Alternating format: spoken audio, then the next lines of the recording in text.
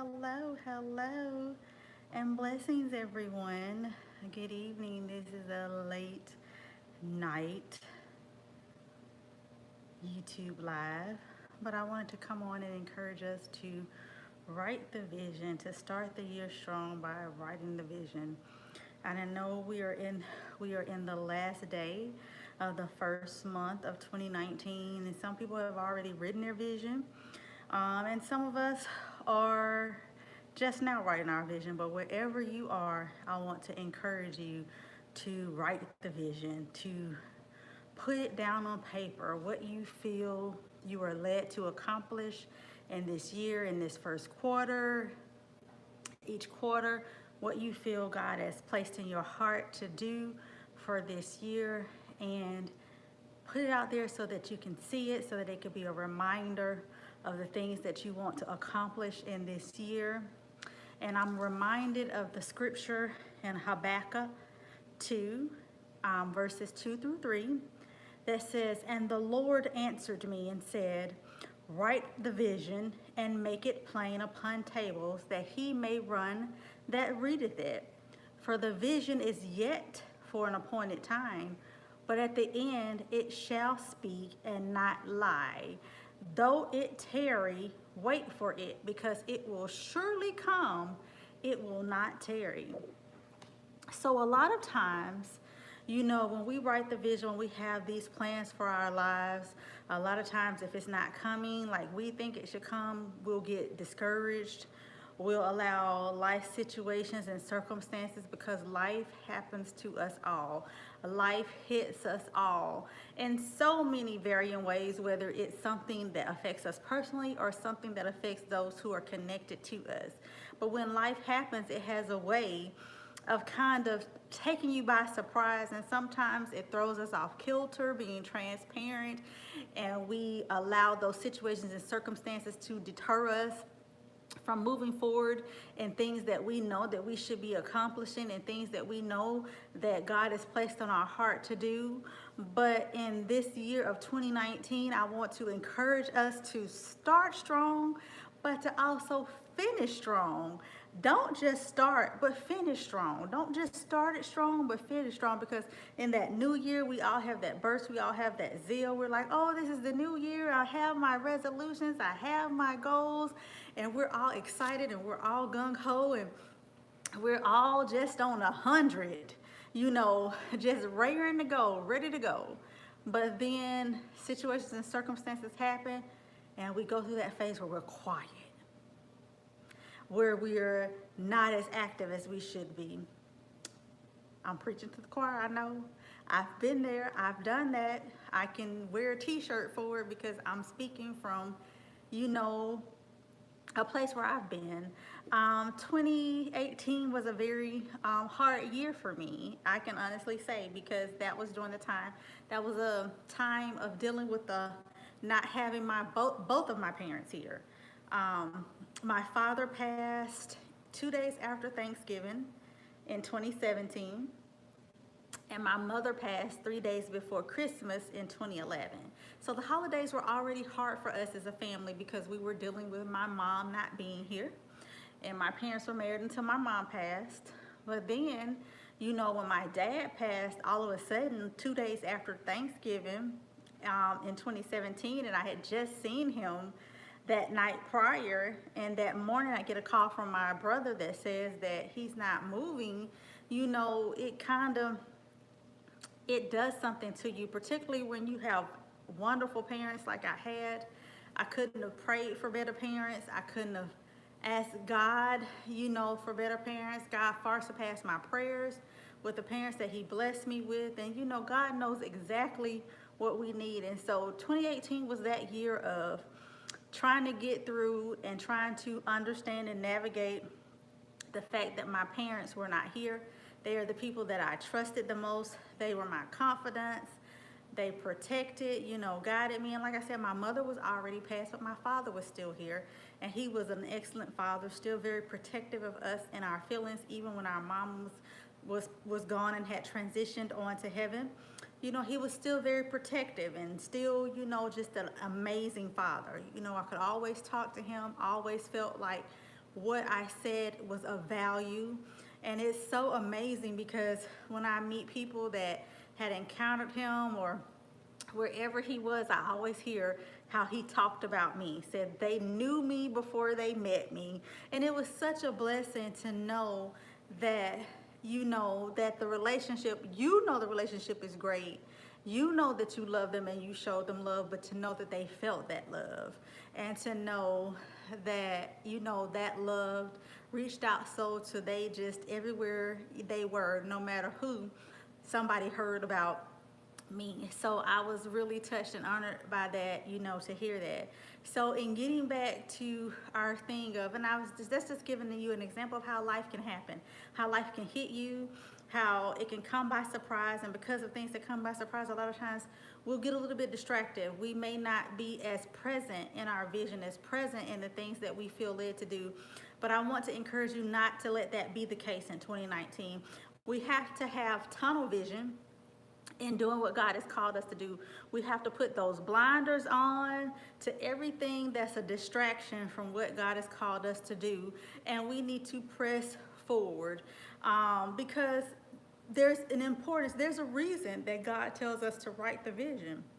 He says, write the vision and make it plain, which means don't be complex with this thing. A lot of times we want to have these elaborate visions. We want it to sound really great. But God is telling us to just be really plain with it. Make it plain. Make it easy for people to understand. Make it easy for people to read. Those who God has called to support you in that vision. Make it easy for them to come along and feel like, oh, I can support you in this vision. We don't have to be all complex. We don't have to be all grand. We don't have to put some extra oomph in there to make people think that we're great, that we're ultra intelligent, that we have this verbose vocabulary. We don't have to do that. It says write the vision, make it plain upon tables, which means write it out, make it plain, that he may run that readeth it. So the thing about it is when you read it, you're supposed to be running, but whoever else is supposed to be working the vision along, or who God has anointed to walk and help you carry out your vision, they're supposed to be able to read and run with it too, which means you put a full force, you put a force behind that. When you run, there's a bit more force in running than the walking. So God says when we write that vision out, we're supposed to be running with that vision. There should be an urgency to accomplishing what God has placed in our heart to do. There should be an urgency. We should be running towards that vision. We should be running towards it, but we have to make sure that we've written it down, that we made it plain, that it's something that's easy to be understood, that we can carry out in a way, and that when we read it, that we can run with it, that we're running with it. We're running with that vision. We're not just slowly dragging along, taking our slow time, not putting in the work with it, but we're running with it. And it says, for the vision is yet for an appointed time. There's a time that this vision is going to come to pass. But while you're waiting on it to come to pass, you should be still running towards it. You should be still doing everything that God is putting you to do to get to it, because it is for an appointed time. It's not now, but there's a time for it to be accomplished. There's a time for it to happen. And it's appointed. It's already designated. It's already orchestrated. But at the end, it shall speak. So it means when you run with it, and you get to that appointed time where your vision is designated to manifest, it's going to speak for itself because you've already put in the work. You've already put in. So when people see the accomplishments, when people see what you've accomplished by writing the vision, making it plain, running with it, and at that appointed time when it speaks, yes, it's going to speak for itself because you've written the vision, you made it plain, you've run with it, you've put in the work, and now it's speaking for itself. And it says, at the end, it shall speak and not lie. So the thing about it is, it's the truth. What God is giving you is the truth.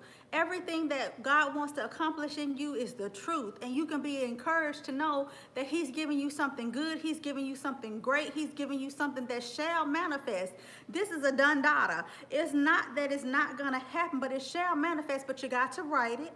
You got to make it plain. When you read it, it's got to be able, you got to run with it when you read. You just can't be lackadaisical about your vision. You have to run with it when you read it. And understand that it's for an appointed time, but it shall speak and it shall not lie.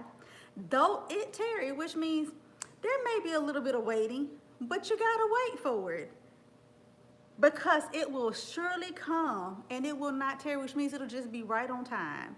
And though sometimes it seems like it may be long coming to us, when it happens, it's just right on time. Though, there's a song that says, He's an on time God. Yes, He is. Yes, He is. And that's how our vision is. It's just going to be right on time. It's on time. And understand that it's going to come and it's going to be right on time. But what's the purpose of writing the vision?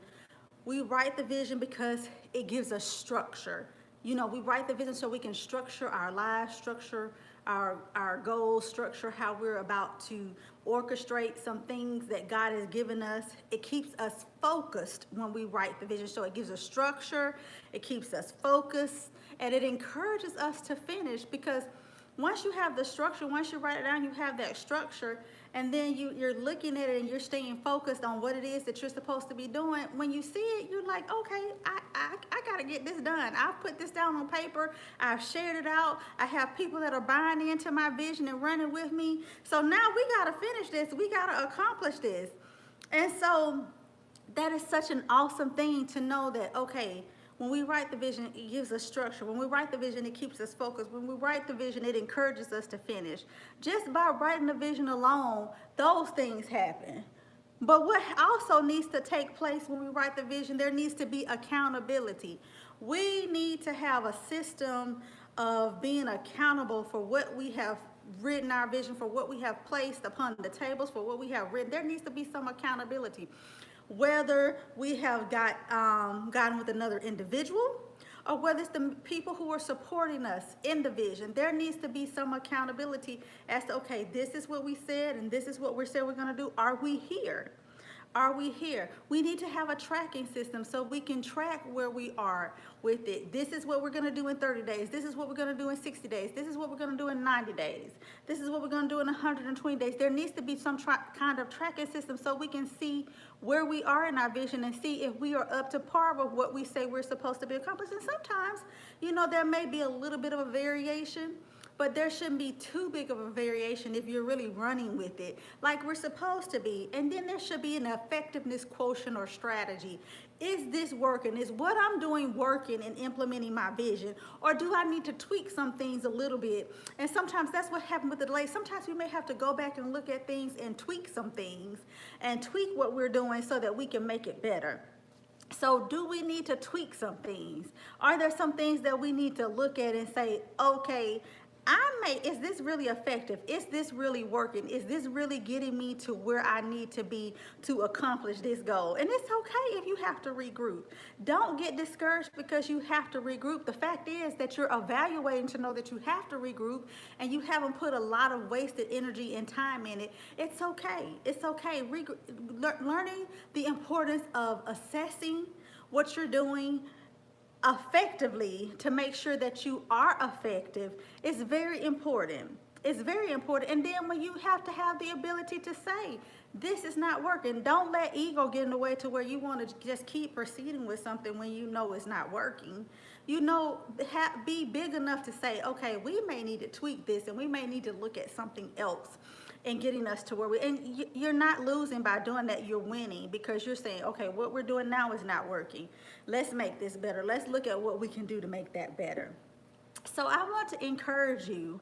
If you want to share within the feed below, I would love to hear what your vision is, what your goals are. You can write your top 3 to 5 goals that you want to see accomplished over the next 90 days, and come back every 2 weeks and let me know how you're doing. I want to know how you're doing in accomplishing your goals. I want to know where you are so that we can encourage each other along the way, so that we can uplift each other along the way. I'm going to pray over these things, pray over your vision, because I want you to accomplish it. I want you to get everything that is purpose, that is destined for your life, and we're gonna win together. Why can't we all win together? Let's win together. So I want to encourage you to write the vision, Write the vision. Start off strong with writing that vision. It's not too late. We are just in the last day of the first month of the year. We have 11 months to go. So let's go. Let's start strong. Let's continue. Let's run this race, and then let's finish strong. So write the vision. I'll look forward to connecting with you. If you want to connect with me, please reach out and message me. Let me know. I'll look at my comments. I'll read my comments, because we are going to start the year strong, but we're also going to finish. So write the vision. Write the vision. Have a beautiful night. Continued blessings and favor. Bye-bye.